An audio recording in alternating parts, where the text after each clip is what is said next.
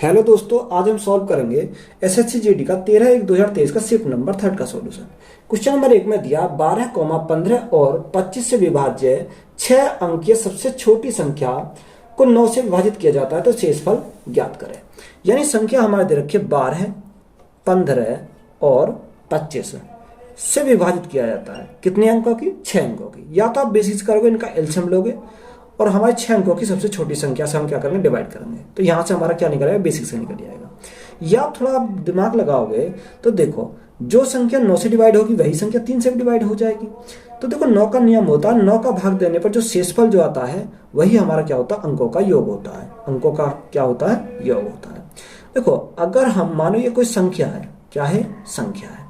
अगर हम 3 से डिवाइड करते हैं तो 3 से 3 चला जाएगा, 6 चला जाएगा और 9 चला जाएगा। ये हमारा चला जाएगा। तो यहां से देखो, अगर जो संख्या हमारी 12 से भी जाएगी, 15 से भी जाएगी और 25 से भी जाएगी, तो 12 से जाएगी तो 4 गुणा 3 आ जाएगा, 4 गुणा 3, और 15 से 5 गुणा 3 आ जाएगा। यानी 3 यहां पर भी सिंगल है, 3 यहां पर भी सिंगल है। तो देखो, 3 गुणा 3 9 होता, तो 9 तो हमारा नहीं होगा। या तो 3 होगा या 6 होगा। क्या करने पर? 9 से डिवाइड करने पर। देखो, अगर हम 9 से डिवाइड करें तो उनका योग जो आएगा कितना आएगा? या तो 3 आएगा या आएगा 6। तो अब बाई ऑप्शन चेक करते हैं। तो बाई ऑप्शन देखो, 0 हमारा नहीं होगा, 2 हमारा नहीं होगा, 1 हमारा नहीं होगा, या ऑप्शन नंबर 3 हमारा है। तो 3 हमारा क्या हो जाएगा? राइट आंसर हो जाएगा। तो 3 हमारा क्या इस क्वेश्चन का राइट आंसर हो जाएगा। नेक्स्ट, 3/8 5/12 3/8 5/12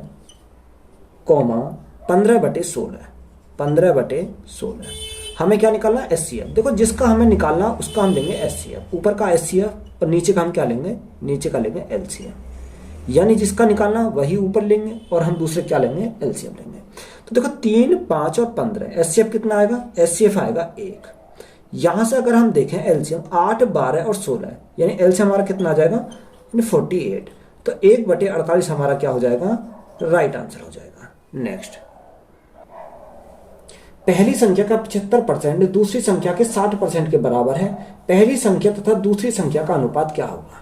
देखो, पहली संख्या का 75% गुणा 75%, दूसरी संख्या का 60%, यानी दूसरी संख्या का 60% के क्या है? बराबर है। तो देखो, यहां से हम काटे हैं 15 से, 15 पंजे 75 और 15 चौका 60, यहां से जाएगा। तो यहां हमारा क्या बचेगा? पहली संख्या बटे में क्या आ जाएगा? दूसरी संख्या बराबर। यहां हमारा क्या बचा? 4 बचा। नीचे हमारा क्या आ जाएगा? 5 आ जाएगा। तो पहली संख्या अनुपात दूसरी संख्या बराबर कितना हो जाएगा? 4:5। तो यही हमारा क्या है? राइट आंसर हो जाएगा। नेक्स्ट, किसी शहर की जनसंख्या 5% वार्षिक दर से बढ़ रही है। 2 वर्ष बाद शहर की जनसंख्या कितनी होगी यदि वर्तमान जनसंख्या 16,000 है? देखो, यहां पर हमें पूछा 2 साल की बात की, यानी 2 साल बाद जो जनसंख्या होगी प्रेजेंट में कितनी है? प्रेजेंट में 16,000। अब उसने बोला 5% की दर से, तो 5% का फ्रैक्शन कितना था? 20। यानी 20 थी, 20 से कितनी हो रही है? 21 हो रही है। कितने साल के लिए? 2 साल के लिए। तो हम क्या करेंगे? 2 बार लिखेंगे। अब देखो, यहां से हम काटें 20 यानी 400, 400 से कितनी बार जाएगा? 4 बार जाएगा। तो हमारा क्या बचेगा? 40 बार चला जाएगा। कितनी बार? 40 बार चला जाएगा। अब यहां से सॉल्व करें। 21 गुणा 21 441, 441 गुणा 40, तो 4 एकम 4, 4 चौक 16, 4 चौक 16 और एक कितना हो जाएगा? 17 और एक हमारा 0। तो 2 साल बाद जो जनसंख्या होगी 17,640 हमारा क्या हो जाएगा? राइट आंसर हो जाएगा। नेक्स्ट, ओम ने पिछले वर्ष की तुलना में अपनी बेकरी के लिए 12% अधिक बाजरा आटा मंगवाने का निर्णय लिया। यदि उसने पिछले वर्ष 240 केजी ऑर्डर किया था तो उसे इस वर्ष कितनी मात्रा में बाजरे का आटा मंगवाना चाहिए? तो इसने बोला कि बेकरी के लिए 12% जो प्रतिशत है वो अधिक बाजरा आटा मंगवाने का निर्णय लिया था। यहां से तो अगर हम प्रेजेंट की बात करें, किसकी? प्रेजेंट की, यानी वर्तमान की अगर हम बात करते हैं तो कितना है? 240 केजी। कितना दे रखा? 240 केजी। अब यहाँ पर देखो 240 केजी है, 12% अधिक, 12% अधिक का मतलब 1/112 हो जाएगा और बटे में क्या आ जाएगा 100 आ जाएगा। तो यहाँ से हम सॉल्व करेंगे, हमारा क्या आ जाएगा राइट आंसर आ जाएगा। जीरो से हमारी क्या कट गई, जीरो कट गई, 24 गुणा 12, 24 गुणा 112, तो 24 गुणा 4 दूनी 8, यानी इकाई अंक पर हमारा क्या आएगा 8 आएगा। तो इकाई अंक पर 8 हमारा दो ऑप्शन में, ऑप्शन नंबर सी और ऑप्शन नंबर डी यही है। तो देखो इकाई अंक पर हमारा 8 आना चाहिए और दहाई अंक पर भी हमारा क्या आएगा 8 आएगा, 8 आएगा इकाई दहाई अंक पर।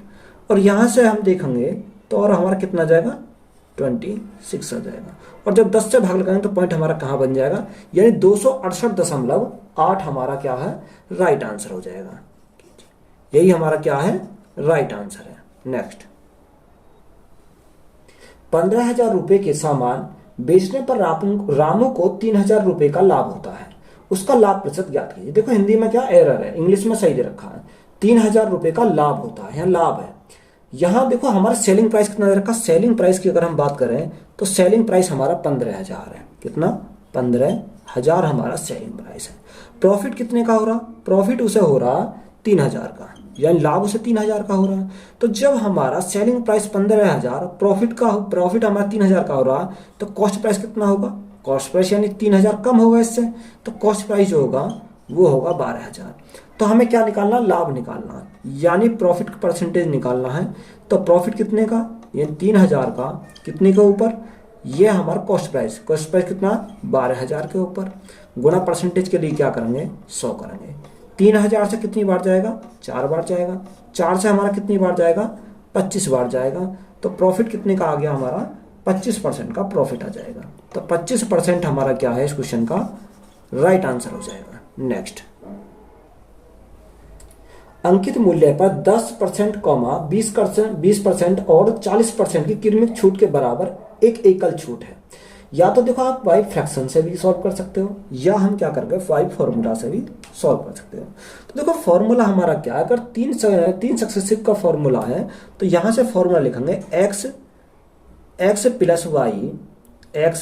Plus Y plus Z minus X Y plus Y Z plus Z X, upon में क्या आएगा, अपॉन में आएगा 100 माइनस, यहाँ फिर आगे क्या आएगा प्लस आ जाएगा एक्स वाई जेड अपॉन क्या आ जाएगा 10,000। ये हमारा क्या है यहां से फॉर्मूला हो जाएगा। देखो एक्स वाई और जेड, एक्स हमारा कितना दे रखा, एक्स 10 20 और 40, यानी ये दे रखे 10 है परसेंट है, 20% है और हमारा 40% है। ये हमारा 3 दे रखे हैं। तो देखो x के स्थान पर 10, y के स्थान पर 20 और z के स्थान पर 40।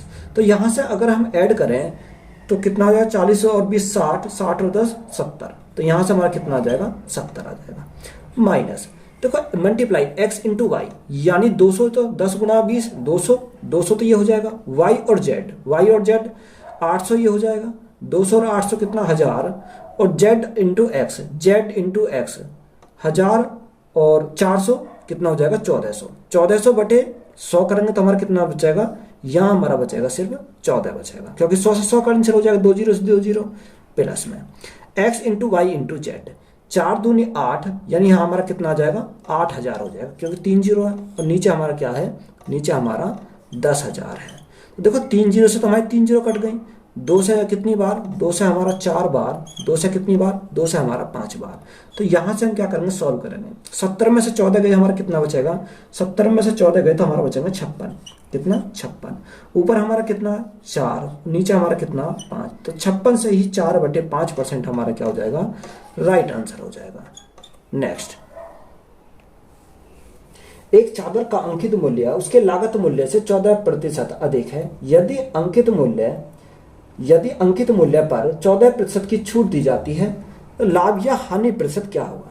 देखो यहां पर हम क्या कर सकते हैं, डायरेक्ट सक्सेसिव का फॉर्मूला लगा सकते हैं। सक्सेसिव का फॉर्मूला हमारा क्या होता है, एक्स स्क्वायर अपॉन क्या करते हैं 100 करते हैं। हमेशा क्या आएगा, हमेशा माइनस में आएगा, हमेशा क्या आएगा माइनस में आएगा। यानी माइनस हमें क्या दर्शाता है, कमी को दर्शाता है। तो ये हमारा क्या है, इसका फॉर्मूला है। तो एक्स के स्थान पर क्या 14, 14 का स्क्वायर कितना होता है 196 है, कितना 196 होता है। जब हम भाग करेंगे 100 से तो यहाँ हमारा कितना आ जाएगा, देखो यहाँ पर हमारा आएगा 1.96% की क्या आ जाएगी, यहाँ कमी आ जाएगी। हमारा देखो माइनस ही ये चीज को दर्शाता है, कितने आएगा 1.96% की क्या आएगी, कमी आ जाएगी, यानी लॉस आ जाएगा यहाँ से। तो यही हमारा क्या है, राइट आंसर है।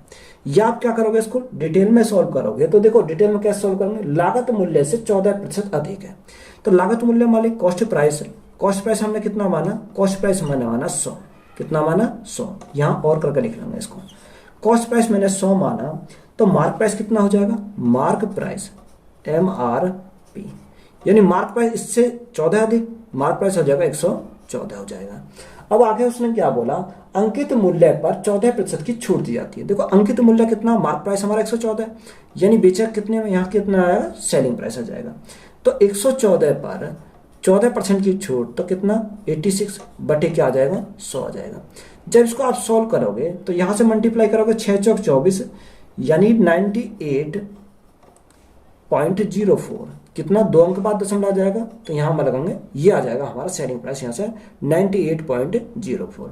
देखो कॉस्ट प्राइस हमारा ये रहा और सेलिंग प्राइस हमारा ये रहा, तो कितने की कमी आई। अगर हम यहाँ से डायरेक्ट देखें, यानी लॉस जो आया हमारा कितने का आया, लॉस परसेंट बराबर 1.96% का क्या आ गया, लॉस आ गया। तो यहां से हम इस प्रकार से भी सॉल्व कर सकते हैं। नेक्स्ट, एक अलमारी 14,360 रुपए में लाई गई और इसके परिवहन पर 240 रुपए खर्च किए गए। 15% का लाभ प्राप्त करने के लिए इसे किस कीमत पर बेचा जाना चाहिए। देखो 14,360 रुपए में लाई गई, कितने में 14,360, और उस पर खर्च कितना हुआ, परिवहन पर जो खर्च हुआ 240 रुपए खर्च हुए, या 240 रुपए खर्च हुए। देखो अगर हम इनको ऐड करते हैं 0 0 6, यानी 14,600 हमारा क्या हुआ, नेट प्राइस हुआ, यानी ये क्या हमारा कॉस्ट प्राइस, ये हमने इतना पे करा 14,600 रुपए हमने क्या करे, उसको पे करे। और हमें क्या पूछा है, हमें पूछा है कि 15% का लाभ प्राप्त करने के लिए इसे किस कीमत पर बेचा जाना चाहिए, सेलिंग प्राइस पूछा है। तो सेलिंग प्राइस निकालने के लिए क्या करेंगे, देखो कॉस्ट प्राइस कितना है 14,600, कितने का मान है, ये है हमारा 100% का मान, कितने का 100% का मान। हमें प्रॉफिट कितने का चाहिए, 15% का चाहिए, तो बेचेंगे कितने में, 115 में हम बेचेंगे। तो देखो 2 जीरो से तो हमें क्या कट गई, 2 जीरो कट गई। अब 140 गुणा 115, यहां से देखें 6 पंजे 30, यानी इकाई अंक पर हमारा 0 आनी चाहिए, तो 0 तो हमारा किसी सारे में ही है। अब देखो यहाँ दहाई अंक पर कितना आएगा, 5 चौक 20, 6 एकम 6, 20 और 6 26, 26 और 3 कितना आएगा 29, 29 का 9, यानी दहाई अंक पर हमारा 9 आना चाहिए। ऑप्शन नंबर सी में ही हमारा दहाई अंक पर 9 आ रहा और किसी में भी नहीं आ रहा, तो कितना हो जाएगा 16,790, 16,790 हमारा क्या हो जाएगा, राइट आंसर हो जाएगा। नेक्स्ट, वार्षिक चक्रवृद्धि आधार पर गणना किए जाने पर कोई धनराशि 2 वर्षों में 30,250 रुपए और 3 वर्षों में 33,275 रुपए हो जाती है, तो धनराशि ज्ञात कीजिए। तो कोई इंपॉर्टेंट क्वेश्चन है, यहां हमें प्रिंसिपल का पता करना है। उसने बोला कि 2 साल में जो धनराशि हो जाती है कितनी, 30,250, 30,250 हो जाती है। आगे बोला कि 3 वर्षों में 33,275 हो जाती है, यानी 33,275 कितने साल में हो जाती है, 3 साल में। यही तो रखा 33,275। यहां तक 2 साल लगे और यहां से यहां तक जाने में से कितने साल लगे, 3 साल लगे। तो देखो एक चीज इनमें देखोगे, 3 साल और 2 साल, यानी ये जो रहा होगा गैप कितने का रहा होगा, 1 साल का, यानी 3 माइनस 2, तो हमारा गैप कितने का रहा, 1 साल का। देखो अगर 3,025 से काटो, इसको डायरेक्ट कर जाएगा 10 बार, और 3,025 से कम 3,025, यानी 1 बार, हमारा कितना बचा, यहाँ हमारा 3,025 से कम यानी 11 बार चला जाएगा। यहां से जो हमारा आया ये 10 बार, ये कितना 11 बार। अब यहां से देखोगे, यानी इस 10 को तो मुझे खत्म करना है और मुझे क्या बनाना है, 11 बनाना है। तो जिसको खत्म करना उसको तो हम लिखेंगे नीचे, और जो बनाना है उसको लिखेंगे ऊपर, क्या करेंगे, गुणा करेंगे। कितने साल में, 1 साल के लिए। 1 साल के लिए क्या आया, 11/10 आया। तो यहाँ साल कितनी है हमारी, यहाँ साल अगर हम देखें तो 2 है, यानी 1 साल के लिए गुणा करेंगे 11/10। तो दूसरे साल के लिए 2 साल बनाना तो हम 11/10 से 2 बार क्या करेंगे, मल्टीप्लाई करेंगे। अगर मैं प्रिंसिपल में इतने से मल्टीप्लाई कर दूं तो मेरा कितना बनता है, इतना बनता है। तो यहां से सॉल्व करो, प्रिंसिपल मुझे पता करना है, यानी 11/10 गुणा 11/10 बराबर में कितना आ जाएगा, 30,250 हमारा बराबर में आएगा। तो 11 से हमारा कितनी बार जाएगा, 11 से अगर हम काटें तो ये चला जाएगा 2, 7 और 5, और हमारा क्या बचेगा, 0 बचेगा। ये फिर हमारा 11 से जाएगा, 11 दूनी 22, 11 पंजे 55 और हमारा 0 आ जाएगा। अब 10 गुणा 10 इधर मल्टीप्लाई लग जाएगी, तो प्रिंसिपल हमारा पता चल जाएगा कि 10 गुणा 10 100, 100 गुणा 250 करेंगे तो कितना आ जाएगा, 25, 250 गुणा 20, यानी 25,000 हमारा क्या हो जाएगा, इसका प्रिंसिपल हो जाएगा। तो यही हमारा क्या है, राइट आंसर हो जाएगा। तो यहीं तक क्वेश्चन 10 तक रखते हैं। तो नेक्स्ट पार्ट में देखेंगे। वीडियो अच्छी लगी है तो वीडियो को शेयर करें और चैनल को सब्सक्राइब करें। धन्यवाद।